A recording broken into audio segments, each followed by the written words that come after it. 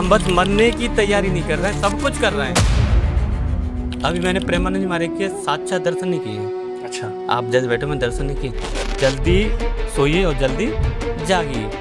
अगर आप इसको फॉलो कर लेते हैं तो आई थिंक कि सारी चीज़ें आपके पास होती हैं। लगन कितना शब्द छोटा सा है, किसी भी काम में आप लगा दो वो आपकी ज़िंदगी बदले। तो उस लगन के साथ मैंने काम किया, उसने मेरी ज़िंदगी बदल दी। तो ब्रह्मा कुमारी शिवानी दीदी वो कह रही हैं कि आप अपनी किस्मत के खुद रचयिता हो। आप सो रहे हो 12 बजे, जग रहे हो 12 बजे, क्या आप राक्षस हो? तो आप तो लगता है कि आप इंसान हो, राक्षस हो। उनको ये प्राउड फील होता है कि मैंने उस व्यक्ति को मोटिवेट किया जिसने मेरी बात को एक्सेप्ट कर लिया। ये अच्छी बात है। ये बहुत बड़ी बात है। हम जाने कितने लोगों को मोटिवेट करते हैं, लोग हमें बेवकूफ़ कहते हैं, बेवकूफ़ बक रहा है। जरूरी नहीं कि अगर आपको कोई डांट रहा है तो वो आपके भले के लिए डांट रहा है। अगर सरल व्यक्ति के साथ किया गया छल आपके बर्बादी के सारे द्वार खोल देता है, चाहे आप शतरंज में कितने बड़ी खिलाड़ी क्यों ना हो। अगर आपने किसी के सरल व्यक्ति के साथ गलत किया है तो आप सत्य मान लीजिए, जो मटका है वो भरना शुरू हो गया पाप का।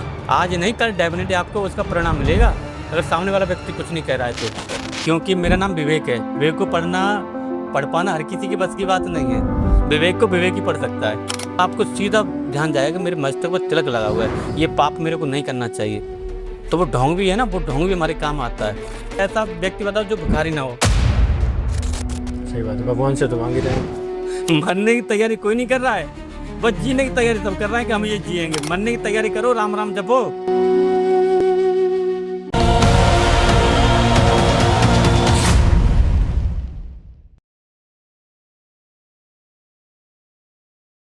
तो हेलो एवरीवन, कैसे हो आप सब। मेरा नाम है हेमंत और मैं हूं आपका आज का होस्ट है आपके जाने माने शो और फंटास्टिको टॉक्स में।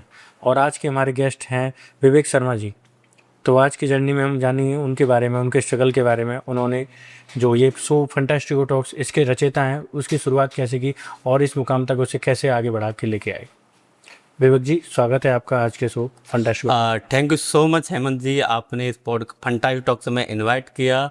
और आई थिंक इस पॉडकास्ट को जो लोग देखेंगे सुनेंगे उनको कहीं ना कहीं मोटिवेशन मिलेगा कि एक गांव से व्यक्ति आया हुआ और यहाँ तक का सफ़र तय किया। ये बहुत बड़ी एक प्रेरणा मिलेगी उनको। विवेक जी, जैसे मैं आप जानता हूँ आपके बारे में, एक आप ऐसे गांव से बिलोंग करते हैं जहाँ पर 10 से 12 करते हैं और जहाँ पर सड़कें भी बनी हुई नहीं थी। तो आपकी उम्र 30 साल है जैसे मैं जानता हूँ, और आपने ये मेहनत की है कि इस मुकाम तक हासिल किया। तो मैं जानना चाहता हूँ आपकी क्या सोच रही होगी। हेमंत जी, जैसे आपने कहा ना कि एक छोटा सा गांव हुआ करता था और मेरे खूब याद है कि उस गांव में लाइट नहीं हुआ करती थी। आज से मैं 15-20 साल समथिंग जाऊँ तो लाइट नहीं हुआ करती, लैंप हुआ करती थी। और उस गांव में अब जाके कहीं रास्ता बना है तो उस गांव के जो लोग थे उनकी क्या मेंटलिटी हो सकती है, आप सोच सकते हैं कि उस गांव से मैं निकल के आज ये सफ़र किया और आपके सामने बैठा हूँ। आई थिंक कहीं ना कहीं जो व्यक्ति सोच लेता है कि मेरे को ये पाना है, आई थिंक जब हम ये भी नहीं सोचते थे कि ये आगे चल के हमें ये करना है क्योंकि ये बाप दादा की खूब खेती बाड़ी है ऊपर वाली कृपा से। तो कभी ये सोचा भी नहीं था कि मैं जाके रहते अगर मैं शहर में रहूँगा और ये मुकाम हासिल करूँगा। उस समय तो बाल किशोर अवस्था होते इतना कोई सोचता भी नहीं है। जब धीरे धीरे उम्र बढ़ती गई उसके बाद जाना कि कहीं ना कहीं मेरे को आपने देखा जब मैं शायद 7वीं या 8वीं में कक्षा में था तो आप बैंक गए हैं। आप बैंकों में जो देखते हैं लोग बैठे होते हैं वो कंप्यूटर बैठे होते हैं, तो मैं सोचता था यार ये लोग बढ़िया हैं, अच्छा, कट कर रहे हैं और आराम से एसी चल रहा है, बढ़िया, इन्हीं की ज़िंदगी मौज में। ऐसा मैं सोचता था। तो मेरे को भी ऐसा ही कुछ करना है। अच्छा। तो काफ़ी टाइम बाद मैं थोड़ा सा किशोर अवस्था में आया और मैंने अपनी उम्र को जाना। तो मेरी बुआ जी हैं ग्वालियर में, ठीक है। तो उनका बड़े बड़े भैया हैं तन्नू भैया, वो इस धरती पर नहीं रहे, शांत हो गए हैं। तो उनका फ़ोन आया था कि विवेक तेरे को ऐसे ऐसे यहाँ आना है। और उस समय मैंने जब क्या कहते हैं कंप्यूटर स्टार्ट कर दिया था सीखना। मैं गांव से एक शहर थोड़ा सा करीबन 5-6 किलोमीटर दूर है, वहाँ मैं शहर में पढ़ने जाता था। उसके बाद भैया का कॉल आया कि ऐसे ऐसे ग्वालियर आना है। तो मेरे को लगा कि यार अच्छा है, वहाँ जाना चाहिए। शहर में शहर की हवा कुछ अलग ही होगी क्योंकि हमने जहाँ देखा ही नहीं शहर क्या होता है। तो जब मैं वहाँ गया तो वहाँ बहुत कुछ चीज़ें मैंने सीखी और जब मैंने पढ़ाई भी की, फिर वहाँ से कुछ टाइम बाद मैं वापस घर पे आ गया। बट अब मन ना लगे। अब जब कोई व्यक्ति शहर से आया है वो गांव में उसका मन नहीं लगता है। तो मैंने फिर बहुत जगह दिल्ली नोएडा इन सब में काम किया और शायद मेरी उम्र उस समय कोई 16-17 की होगी। ठीक है। तो मैं जब एक कंपनी में हरियाणा में गया रेवाड़ी उस जगह वहाँ पर एक काम किया था। एक मिंडा करके कंपनी थी, ठीक है। उसमें हार्नेस बनती है गाड़ियों की, जो कार होती है हमारी उनकी हार्नेस बनती है, जितनी वायरिंग लगती है उसमें। ठीक है। तो मैंने वहाँ कोई 5400 रुपये मिलते थे, ठीक है। उस कंपनी मैंने काम किया। तो भैया इतना हम तो शौकीन थे, अब मैं क्या पता। अब देखिए मंजे की बात तो ये है कि मैं सिर्फ वहाँ इतना काम करता था कि बस मेरा खाना मिल जाए मेरे को, और जो जहाँ में रहता था उसका किराया निकल जाए। तो महीने में 8-10 दिन काम करते थे, उसके वजह से घर वहाँ पड़े रहते थे। तो जब ये सारी चीज़ें होती गई वहाँ से, फिर कंपनी ने हमें निकाल दिया 4-6 महीने बाद, क्योंकि कंपनी को ये सब पसंद नहीं होता, रेगुलरली उनको काम चाहिए होता है। मैंने अपने जीएन को फ़ोन किया ठीक है। कि मेरी जॉब पर नहीं, और मैं यहाँ से मतलब बहुत ज़्यादा टूट गया था, कोई खाने के लिए कुछ पैसे नहीं है आपके पास में, और आप किसी से मांग भी नहीं सकते। अच्छा। मैंने कि यार ये कि फिर मैंने जीजा ने फ़ोन किया, मैंने ऐसे ऐसे मैं तो मेरे पास कोई काम नहीं। तो उन्होंने फ़ोन किया कि मेरा एक दोस्त है दिल्ली में और तू वहाँ चला जा, वो तेरे को कहीं ना कहीं जॉब लगवाते होंगे। तो देखिए ऊपर वाले मैं इसको ऊपर वाली मानूंगा, क्योंकि मैं आपको ना बता दूं कि सबसे ज़्यादा मैं किसी को मानता हूँ तो अपनी मेहनत को नहीं मानता, मैं ऊपर वाले का बड़ा शुक्रिया मानता हूँ। या तो मेरी किस्मत में ये सब लिखा है कि मैं यहाँ तक पहुँचना हूँ। तो उन्होंने जीजाजी ने अपने दोस्तों को फ़ोन किया, मैं दिल्ली गया, दिल्ली में उनसे मेरी मुलाकात हुई। तो उन्होंने बोला कि एक शब्द बोला कि विवेक मैं तेरी 10,000 रुपये की जॉब लगा। उस समय 10,000 बहुत हुआ करते थे, मैं बात करूं 13-14 की, 2013-14 की बात करूं तो बहुत हुआ करते थे। तो बोले मैं तेरे को 10,000 की जॉब लगवा दूंगा, पर आगे चल के तेरी शादी होगी और दुनिया डेवलप हो रही होगी तो तेरी सैलरी 10 से 20 हो जाए, 25 हो जाए, इससे ज़्यादा नहीं होगी दिल्ली में। ठीक है। और एक काम तेरे को मैं ऐसा बता देता हूँ कि आने वाले भविष्य में तू अभी कुछ मेहनत करके 1 लाख 2 लाख जितना तू चाहेगा उतना मिलेगा। अच्छा। तो उन्होंने एक टाइम दिया कि एक बार 1 दिन 2 दिन यहाँ रुक, खा पिए मजे कर। ठीक है। तो जब मैं वहाँ रुका तो फिर मेरे को ये लगा कि नहीं नहीं मेरे को घर पर वापस जाना चाहिए, और जो कह रहे हैं ग्राफिक डिजाइनिंग का कोर्स करना चाहिए। तो मैं घर आया, हालांकि तो आपके जीजा जी ने बताया आपको ग्राफिक डिजाइनिंग के बारे में? हाँ मेरे उनके दोस्त हैं। अच्छा, उनके दोस्त। अमित जी मैं उनको मैं भी जीजा जी बोलता हूँ उनको। जब भी मिलते तो मैं उनको पैर छूता हूँ और बड़ा सम्मान करता हूँ, क्योंकि मेरी जीजा जी ने उनको फ़ोन किया, और जो मार्गदर्शन देने वाले थे, जैसे कहते हैं ना कि भगवान स्वयं नहीं आ सकता, वो किसी न किसी रूप में आपको भेज देगा, जो कि सही गाइडेंस मिल जाए आपको। तो आज भी उनका मैं बहुत सम्मान करता हूँ। और तो आई थिंक इस वीडियो को कहीं वो देख रहे होंगे, और मेरे हर पॉडकास्ट को ये वीडियो को वो देखते हैं वो, और कमेंट भी करते हैं। उनको ये प्राउड फील होता है कि मैंने उस व्यक्ति को मोटिवेट किया जिसने मेरी बात को एक्सेप्ट कर लिया। ये अच्छी बात है। ये बहुत बड़ी बात है, क्योंकि लोग हम जाने कितने लोगों को मोटिवेट करते हैं, लोग हमें बेवकूफ़ कहते हैं, बेवकूफ़ बक रहा है, पर कोई ज़रूरी नहीं कि अगर आपको कोई डांट रहा है तो वो आपके भले के लिए डांट रहा है। सही बात। अगर हमें कोई आज हमारे पास मेरे पिताजी नहीं रहे, मेरे ऊपर सिर्फ पिता का जो साया है वो नहीं है, तो हमें कोई डांटता या कुछ बोल रहा है कोई नहीं आज हमारे पर। पर ये मेरे पास ऊपर वाली की बड़ी प्रेरणा है कि कोई मेरे को अच्छे शब्द बोल बताता है, अच्छी राह देता है, मैं उसको स्वीकार कर लेता हूँ। ये मेरे में बहुत बड़ा अच्छी क्वालिटी है। ये अपने को मैं मानता हूँ कि मैं बहुत अच्छा व्यक्ति हूँ कि किसी को मेरे को अच्छी गाइडेंस दे रहा है मैं उसको एक्सेप्ट कर लेता हूँ। लोग इसको मानते नहीं, वो कहते हैं बेवकूफ़ बक रहा है। तो उस चीज़ को मैंने एक्सेप्ट किया और मैं घर आया, और जो भी कुछ खर्चा हुआ था उस पढ़ाई का, ग्राफिक डिजाइनिंग में लैपटॉप लेना और जो भी कुछ करने में जितना खर्चा हुआ था मेरी जीजा ने उठाया था, उनका भी बड़ा मैं तहे दिल से धन्यवाद करता हूँ। क्योंकि मैं तो अगर वो ना होते तो आज मैं शायद नहीं आना होता।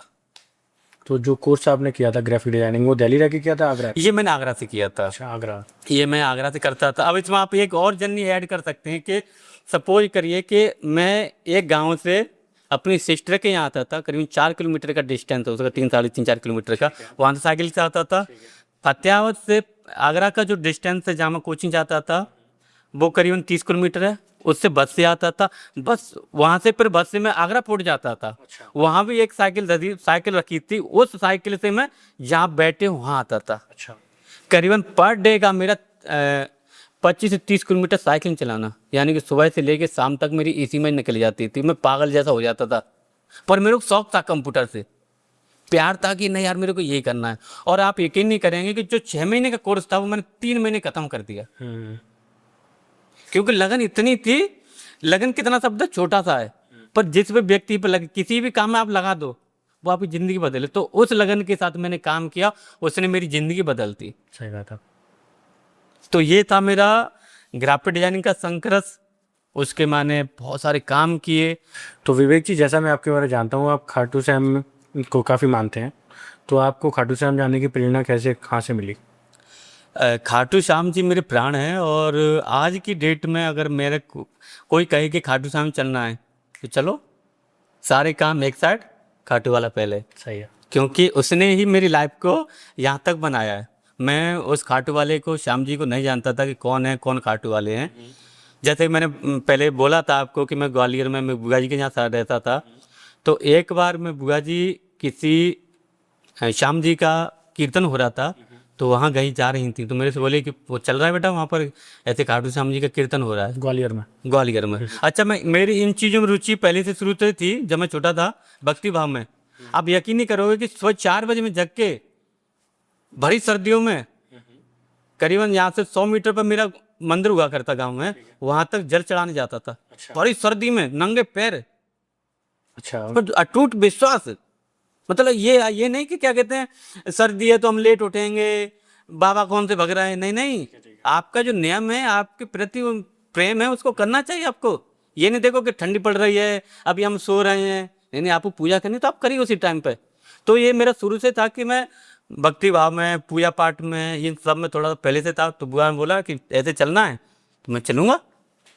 तो वहाँ एक शायद मनोज गायकर हैं, मनोज शर्मा जी, जो कि ग्वालियर के हैं, वो भजन कीर्तन कर रहे थे शायद, मेरे को अभी ऐसा याद है। मैं जानता हूँ उनके बारे में। जी जी जी। तो जब उन्होंने बोला कि खाटू श्याम, जब जैसे वो भजन गा रहे थे तो तालियां झूम रही थी बाबा की, बज रही थी। उसके बाद उन्होंने बोला कि जो व्यक्ति 6 महीने के अंदर में खाटू श्याम जाना चाहता है वो हाथ उठा दे। अच्छा। और मैं विश्वास के साथ कह रहा हूँ कि 6 महीने के अंदर वो खाटू श्याम में पहुंच जाएगा, जो कि रिंगस में। मैंने भी, सबने हाथ उठाए, मैंने उठा दिए, और बाबा का जयकार बोले, श्याम बाबा की जय। ठीक है।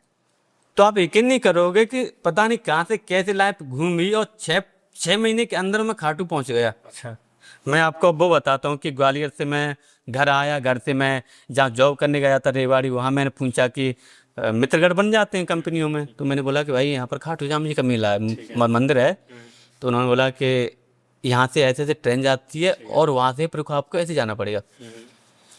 तो मैं अकेला ही, जब बाबा कोई बुलाता है ना, खाटू वाला बुलाता है ना, तो ये नहीं कि किसी को साथ में करेगा, उसमें आप अकेले चले जाओगे। सही बात है। जिस व्यक्ति ने घर से अगर शहर नहीं देखा हो, वो खाटू जा रहा है।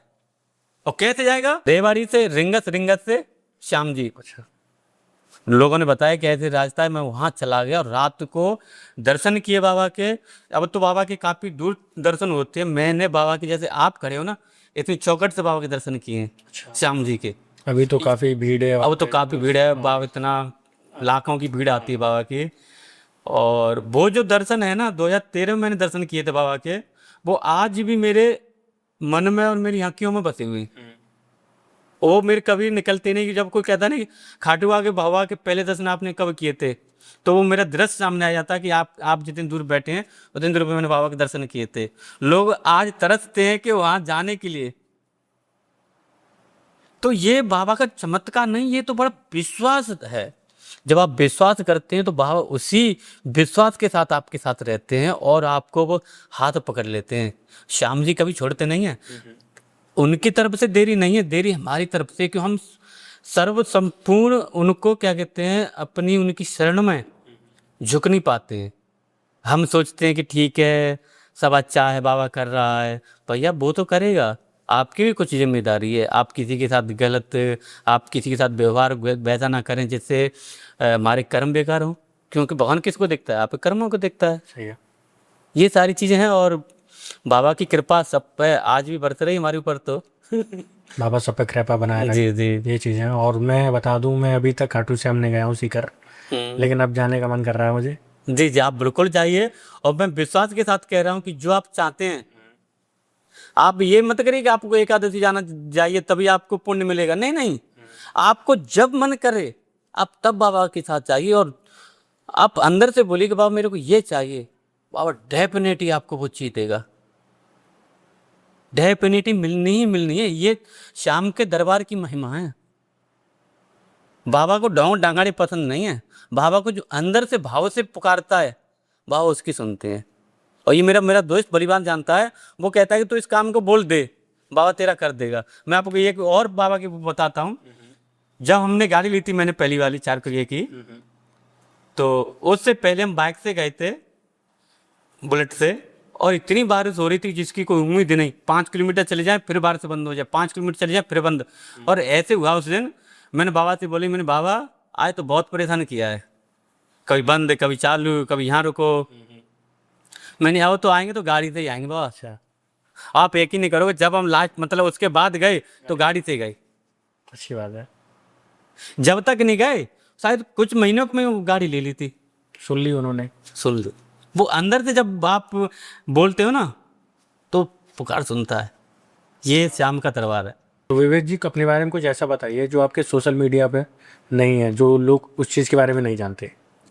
अब मेरे बारे में ज़्यादातर ऐसे लोग बहुत कुछ नहीं जानते हैं, क्योंकि मेरा नाम विवेक है। विवेक को पढ़ पाना हर किसी की बस की बात नहीं है। विवेक को विवेक ही पढ़ सकता है। कि मेरे अंदर सबसे बड़ी क्वालिटी है कि मैं कहीं जाऊंगा बाहर घूमने या कहीं भी जाऊं तो मैं सोशल मीडिया में कोई चीज़ ज़्यादा अपडेट नहीं करता। अरे क्या मतलब लोगों को दिखाना, मेरे अंदर खुशी है, मैं जानूं और भगवान जाने क्या मतलब दूसरों को क्या दे, शो ऑफ करने से फायदा है। वो आजकल लोगों की सोच हो हाँ, रही है वो पर आजकल के जो लोग हैं वो यही कर रहे हैं कि अरे पानी भी पी रहे हैं तो उसका भी फोटो खींच के डाल रहे हैं भैया। मंदिर जा रहे हैं, मंदिर की वीडियो बना रहे हैं। हाँ, सबसे बड़ी बात आपने कही। एक इसी से मेरे को थॉट याद आता है कि मैं मंदिर गया पर लोगों को कैसे पता चलेगा मंदिर गया, उसका मैंने फोटो नहीं खींचा। अरे इससे हम बाहर निकले तो हमारी जीवन बदले ना। सही बात है। हम बस ये जो फोन है हम इसी के लूप में फंसे हुए हैं, बस फोन रील्स फोन ये सब। अरे इससे बाहर देखो दुनिया बहुत है, आप दोस्तों से मिलो, आप कहीं घूमने चले जाओ, अकेले घूमो। अरे कुछ नहीं समझ में आ रहा है तो आप एकांत धो के बैठ जाओ, देखिए आपका मन और सब कुछ कैसे शांत होता है। सही है। इससे बाहर निकलो, जो ट्रेंडिंग है उससे बाहर निकलोगे तो आप खुश रहोगे, उससे अलग सोचा कुछ अलग सोचोगे। आजकल लोग जा रहे हैं प्रेमानंद महाराज जी के दर्शन करने, काफ़ी लोग हज़ारों की भीड़ में जा रहे हैं। वहाँ पर लोग सोशल मीडिया मतलब जो भी है कैमरे वगैरह से शूट कर रहे हैं वो चीज़। तो मैंने ऐसा सुना है कि महाराज जी जो प्रेमानंद महाराज हैं उन्हें वो चीज़ें पसंद नहीं आती। उन लोगों के मुँह से सुना है जो वहाँ जाते हैं कि महाराज जी ये सब पसंद नहीं करते। तो उस चीज़ पर लोगों को थोड़ा ध्यान देना चाहिए। मतलब वो कैमरे से वीडियो शूट करते रहते हैं, फ़ोटो उनका वो दिखावा ज़्यादा हो गया है। बिल्कुल, जैसे आपने प्रेमानंद जी महाराज की बात बोली, तो अभी मैंने प्रेमानंद जी महाराज के साक्षात दर्शन नहीं किए हैं। अच्छा, आप जैसे बैठे मैं दर्शन नहीं किए, क्योंकि मेरे को मैं उनके दर्शन किस मुंह से करूं, कैसे करूं, वो साक्षात भगवान है। मैं भगवान के, हम इतने अधम प्राणी हैं कि भगवान के दर्शन कर सकते हैं। सही बात। हर समय हम छल कपट झूठ त्याग ये सब कर रहे हैं, सही है। ये क्या है? हम भगवान के दर्शन कर सकते हैं? अभी तक मैंने उनके दर्शन नहीं किए। बहुत सारे मित्रगण ये सब कहते हैं कि आप प्रेमानंद जी महाराज के पास क्यों नहीं जाते हो। मैं इसलिए नहीं जाता क्योंकि वो साक्षात भगवान है। सही है। और मैं तो एक अधम प्राणी, मेरी नज़र भी पड़ेगी तो मैं कहीं का नहीं रहूँगा। मैं 2 से 3 बार गया हूँ वहाँ पे, जी, के दर्शन भी किए हैं काफ़ी। मैं तो तब भी गया था जब उतनी भीड़ नहीं होती थी, अभी तो काफ़ी भीड़ है, बहुत ज़्यादा सुरक्षा रहती है। उनकी सुरक्षा में काफ़ी अफसर वगैरह हर चीज़ से लेके, तो वो चीज़ें अब बहुत ज़्यादा चेंज हो गया शुरुआत से। तो विवेक जी मैं आपकी दिनचर्या के बारे में जान सकता हूँ, आप कितने बजे जागते हैं, उसके बाद की आपकी दिनचर्या क्या रहती है? हेमंत जी आपने बहुत बड़ा सवाल किया है और आई थिंक ये सबको फॉलो करना चाहिए। जो कर सकते करें, जो नहीं करना है कोई बात नहीं। सही। जो अपनी लाइफ है आप जैसे जीना चाह सकते हैं, पर मेरी जो लाइफ का रूटीन है, मैं अर्ली मॉर्निंग सुबह 4 बजे जगता हूँ। जल्दी सोइए और जल्दी जागिए। अगर आप इसको फॉलो कर लेते हैं तो आई थिंक कि सारी चीज़ें आपके पास होती हैं। मेरा जो रूटीन है, मैं जैसे काम से फ्री हुआ, आप यकीन नहीं करोगे मैं 6:30 बजे सो जाता हूँ, 6 बजे सोता हूँ, 7:30 बजे, 8-9 बजे, लास्ट 9:30 बजे तक सो जाता हूँ। अच्छा, ऐसा नहीं है कि मेरे को क्या कहते हैं 12 बजे सोना है, मैं फ़ोन स्क्रॉल कर रहा हूँ। वो चीज़ें चल रही हैं, लोग फ़ोन स्क्रॉल करते रहते हाँ, बट मैं नहीं करता वो। अच्छा ठीक है, मैं ये 12 बजे तक ये स्क्रॉल करूँ और सुबह 8 बजे जगूँ तो क्या मिलेगा मेरे को? हैं। नींद आएगी फिर। बेकार है ना। अब किसी के साथ मेरे को तो होस्ट करना है भाई साहब, क्लाइंट मेरे पास बैठा हुआ है, गेस्ट बैठा हुआ है और मैं ऐसे झूम रहा हूँ, तो वो बेकार है ना, दिमाग ही नहीं लगेगा आपका काम। दिमाग ही लगेगा। तो मेरा जो रूटीन है, मैं शाम को लास्ट हार्डली, मैं अक्षय कुमार को मैं बहुत फॉलो किया है, मैंने बहुत सुना है उनको, और ऐसी कोई मूवी नहीं कि आई थिंक मैंने देखी नहीं हो। मैं उनको बहुत तहे दिल से भी धन्यवाद करता हूँ कि उनसे मैंने कुछ सीखा, उनसे मैंने कुछ सीखा। वो ये सीखा कि 8:30 के बाद खाना नहीं। अच्छा। हाँ, उन्होंने एक वीडियो में बोला था कि मैं 8 बजे के बाद खाता नहीं, क्योंकि 8 बजे के बाद जो हमारी बॉडी है उस नींद में चली जाती है, निंद्रा बॉडी हो जाती है, तो जो आप खा रहे हो पचेगा ही नहीं, आप कहीं ना कहीं बीमारी निकालेगा वो। दूसरा, वो 9-9:30 तक सोते हैं, तो मैं भी 9-9:30 तक सो जाता हूँ, चाहे काम बिगड़ रहा हो, चाहे सुधर रहा हो, चाहे दुख हो चाहे कम हो, भाई सो जाओ, क्या मतलब। सुबह 3:30-4 बजे जगता हूँ, चाहे वो सर्दी हो चाहे वो गर्मी हो। अगर मैं बीमार भी हो जाता हूँ ना, तो अब भी मेरा रूटीन है कि मैं सुबह जगना ही जगना है। अगर कभी कभार ऐसा होता है कि नहीं जग पाऊँ, वो एक बात अलग है। मैं कहीं बाहर भी जाता हूँ तो सुबह 4 बजे जग जाता हूँ। ये नहीं कि चलो आज तो फ्री है, आज संडे, आज सोएंगे, नहीं, फिर भी जगना है। सही है। और खाने पीने का मेरा टाइम है कि सुबह मेरे को कुछ अच्छा हैवी चाहिए, दोपहर में कुछ अलग चाहिए, शाम को तो कुछ ना मिले तो और अच्छा है। शाम को दाल रोटी मिल जाए या खिचड़ी मिल जाए तो राजभोग मिल गए, या दूध पी के सो जाते हैं। तो ये आपने पर डिपेंड करता है कि ना तो आप भर भर के खा रहे हो यार, अरे दूसरे का भी हक्का खा रहे हो आप।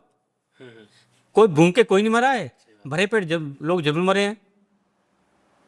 तो इस चीज़ को आप थोड़ा सा फॉलो करो, आपकी सेहत, आपके माइंड के विचार और ऑटोमेटिक सही होते हैं। आप सो रहे हो 12 बजे, जग रहे हो 12 बजे, क्या आप राक्षस हो? आप राक्षस हो, आप इंसान नहीं हो। आप तो लगता है कि आप इंसान हो, राक्षस हो आप, जो पहले पिशाचर हुआ करते थे। विवेक जी, एक चीज़ और जानना चाहता हूँ मैं आपसे, आप इतना पॉजिटिव कैसे हैं?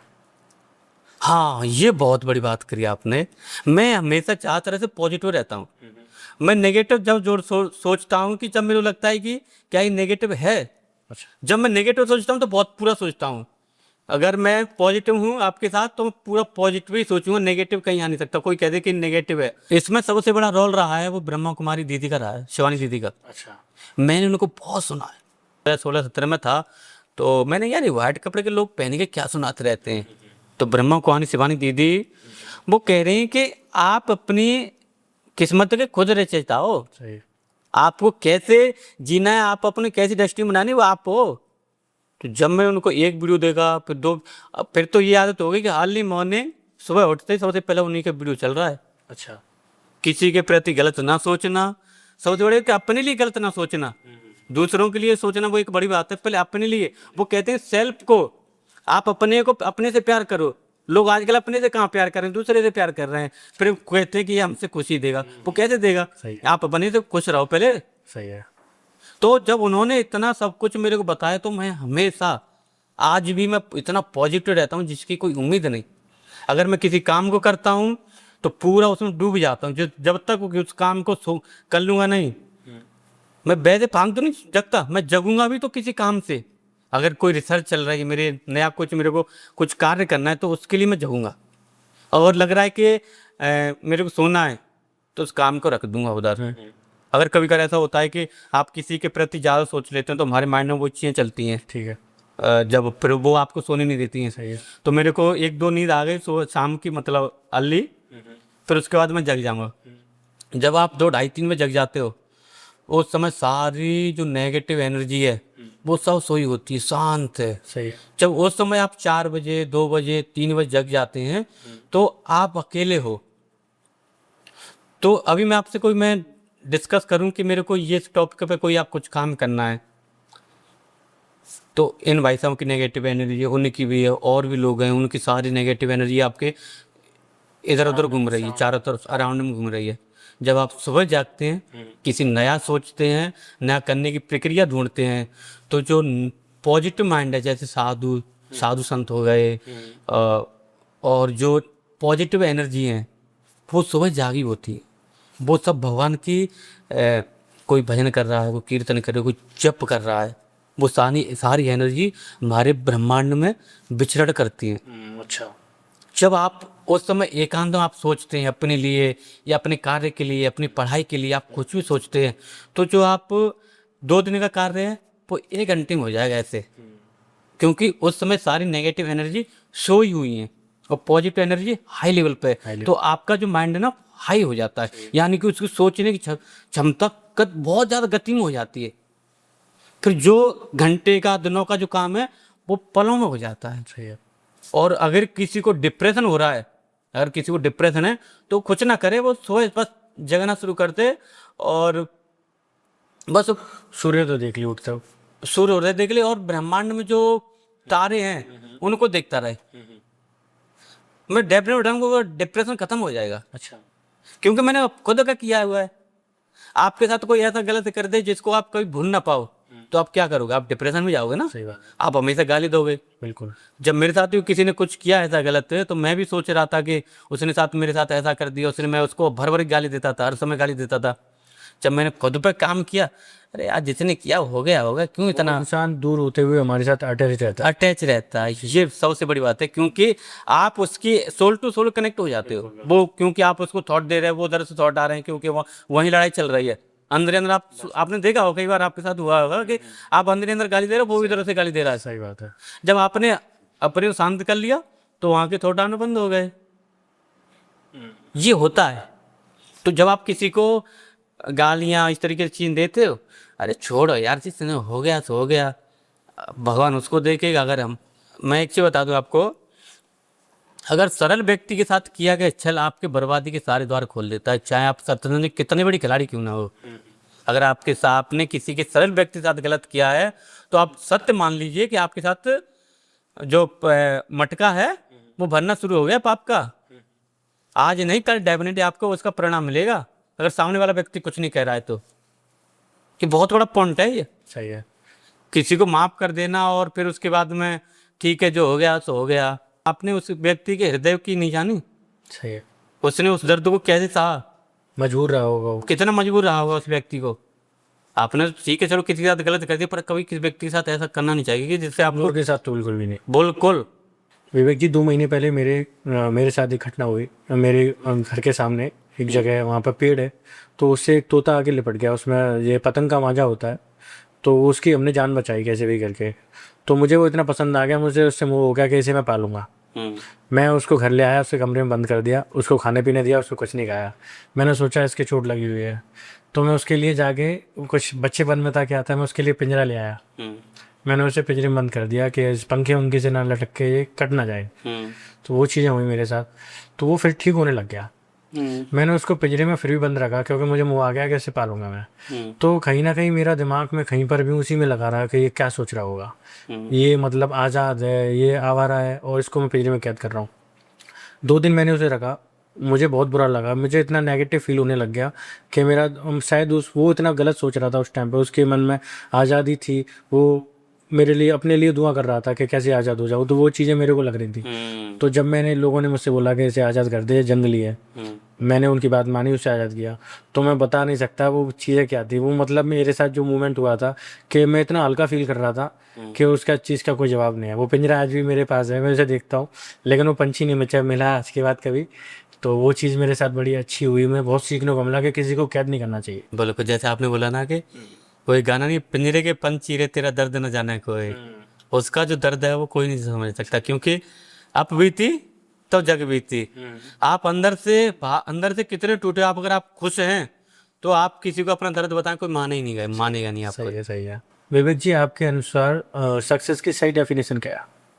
सक्सेस की सही डेफिनेशन वो है कि जिसमें आप संतुष्ट हैं।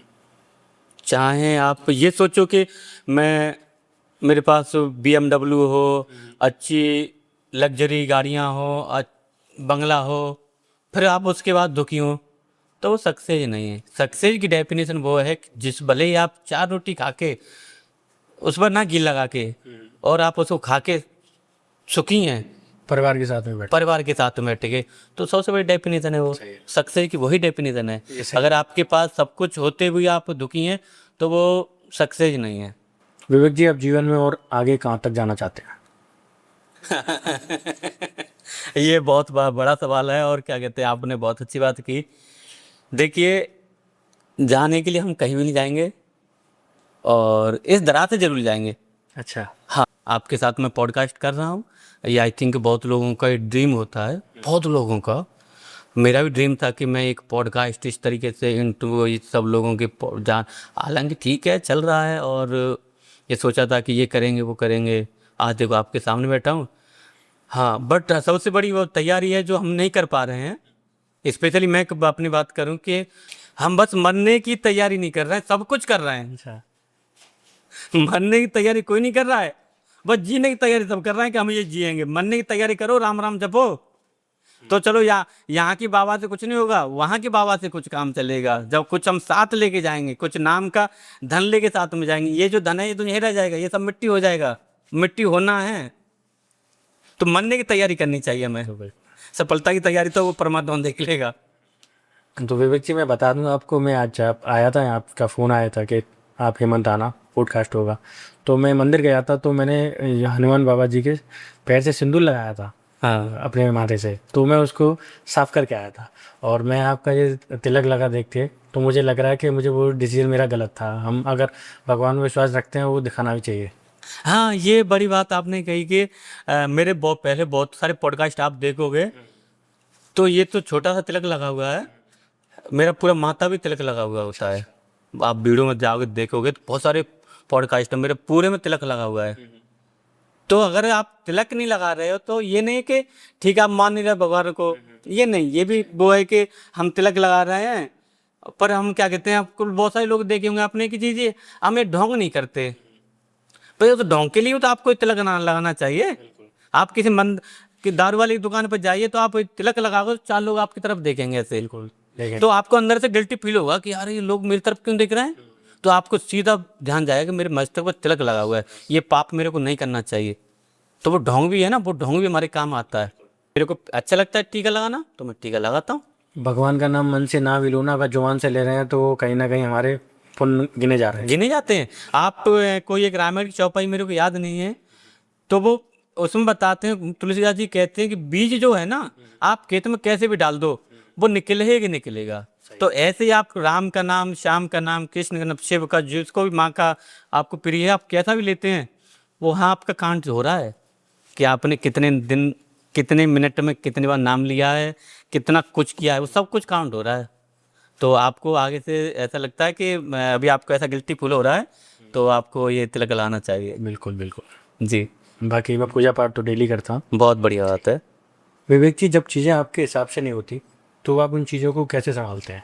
अब अगर आप देखते हो कि आप सोचते हैं कि ये कार्य मेरी बदौलत से नहीं हो रहा है, या मैं जो सोच रहा हूँ कि वैसा नहीं हो रहा है, तो फिर आप उस पर छोड़ दो अच्छा, ऊपर वाले पर सही है। कि प्रभु अब आप देख लीजिए मेरे से नहीं हो रहा है। तो आप देखेंगे कि सब कुछ वो फिर वो करते हैं। पता है इंसान कब क्या कैसे हार मानता है हम हेमंत जी, इंसान सोचता है कि मैं कर रहा हूँ, ये जो मैं है ना, मैं सोच रहा हूँ मैंने किया, वो आपने नहीं किया, करने वाला तो कोई और है। जिस दिन व्यक्ति मैं को निकाल दे और उस परमात्मा के समर्पण हो जाए कि प्रभु जो आप कर रहे हैं वापस वही कराइए। फिर एक रामायण की चौपाई आती है, जे ही विदनाथ हो हित मोरा, करऊं बेग दास में तोरा। हे प्रभु जो आप मेरे लिए कर रहे हैं वो आप निरंतर ऐसे ही करते रहिए, मेरा उसी में भला है। आप मेरे जो लिए करेंगे उसी, वो मेरे लिए भले के लिए करेंगे। व्यक्ति सोचता है कि मैं कर रहा हूँ, अब जब मेरे को तो ऐसा लगता है कि मेरे अकॉर्डिंग कोई कार्य नहीं हो रहा है तो मैं परमात्मा छोड़ देता हूँ कि प्रभु आप कर रहे हो और आपको करना है, आपकी जिम्मेदारी है। और हम कर भी कर सकते हैं। क्या कर सकते हैं? अरे हम इतना नहीं कर सकते, जो हमारा रोम है उसको रोक लें टूटने से, सांस नहीं रोक सकते अपनी चाय में। कुछ नहीं रोक सकते। और फिर भी हम कह रहे हैं कि मैं कर रहा आदमी, मैं से कुछ नहीं होगा। प्रभु आप हैं, पहले आप। भगवान में विश्वास बहुत ज़्यादा जरूरी है। बहुत ज़्यादा अगर आप ये कर रहे हो तो आप यकीन करिए हेमंत जी, मैं आपको विश्वास दिलाता हूँ आप बहुत जल्दी जो आप करना चाहते हैं। अरे आप देखिए यहाँ भिखारी सब हैं, यहाँ भिखारी इस धरती पर सब हैं। कोई ऐसा भिखारी बता दो, कोई ऐसा व्यक्ति बता दो जो भिखारी ना हो। सही बात है, भगवान से तो मांग ही रहे हैं। सबके सामने है भगवान, तो ये दे दे भगवान, मेरा महल बनवा दे भगवान, कोई गाड़ी दे दे, फिर बच्चे की नौकरी लगवा दे, मेरे बच्चे की पढ़ाई करवा दे, ब्याह करवा दे। ये किससे मांग रहे हैं? उस दातार से, सही है। दीनानाथ से। चाहे वो कोई भी व्यक्ति हो, चाहे छोटा हो चाहे बड़ा हो, सब उसके दरबार पर आ रहे थे, मस्तक टेक रहे हैं। तो मांग किससे रहे हैं? उस परमात्मा से। तो अगर आप इस विश्वास के साथ मांगोगे कि भगवान मेरे को देगा, तो डेफिनेटली आपको मिलेगा ही मिलेगा। मतलब जो भिखारी है, जो मंदिरों के बाहर हैं या फिर घर के आसपास हमारे हैं, वो ज़रूरत के लिए मांग रहे हैं, लेकिन जो इंसान है, अरे उनसे ज्यादा बड़ा भिखारी तो हमें। हाँ, वो लालच की वजह से मांगे। ये चीज़ अभी देखनी है। उनसे बड़े भिखारी तो वो तो खैर उस समय के लिए पेट पालने के लिए कर रहे हैं, उनसे बड़े भिखारी हम हैं। वो तो आपसे एक वक्त की रोटी मांग रहे हैं कि हमें बहुत कुछ खाना है उसको, पर हम जाके कहते हैं बंगला बनवा दे, गाड़ी दे दे, बच्चे का ब्याह करवा दे, वो ये कार्य करवा दे तो मैं ये करूँगा। सबसे बड़े भिखारी तो हमें, हम उनको भिखारी कहते हैं। यार हम खुद भिखारी हैं। सही बात है। जो आपकी सोच है, मेरी भी सोच वही है, जी। पर लेकिन मुझसे किसी ने कभी पूछा नहीं इस बारे में, तो मैं बता नहीं पाया। तो दोस्तों, इस पॉडकास्ट में आपने जाना विवेक जी के स्ट्रगल के बारे में, उन्होंने कितना संघर्ष किया। सारी चीज़ें अभी तक आपके सामने नहीं हैं, शायद हम उनसे पूछ भी ना पाए जीवन में उनके आगे क्या क्या और भी चीज़ें हैं जो घटित हुई हैं, नहीं हम उन चीज़ों के बारे में जानते। तो आगे की जो भी पॉडकास्ट में हम वो चीज़ें लेके आएंगे नेक्स्ट एपिसोड में। विवेक जी, आपका बहुत बहुत धन्यवाद। आपने हमारे साथ जो 4 बातें करी, तो उस चीज़ के लिए बहुत बहुत धन्यवाद। आगे भी आपके साथ इस तरह की बातचीत लगी रहेगी। Thank you so much Hemant ji, आपने इतनी पुरानी यादों को मेरे ताज़ा किया। आपके तहे दिल से मैं धन्यवाद करता हूं। और इस पॉडकास्ट को समाप्त करने से पहले मैं एक आपके साथ महाकाल की कुछ लीलाएं शेयर करूंगा। महाकाल की अद्भुत लीलाएं, अद्भुत चमत्कार हैं, जिसको हम सब ने महसूस किया है कि महाकाल क्या है। करता करे न कर सके, शिव करे सो होए, 3 लोक 9 खंड में महाकाल से बड़ा न कोई। हर हर महादेव शंभो। जय श्री राधे राधे।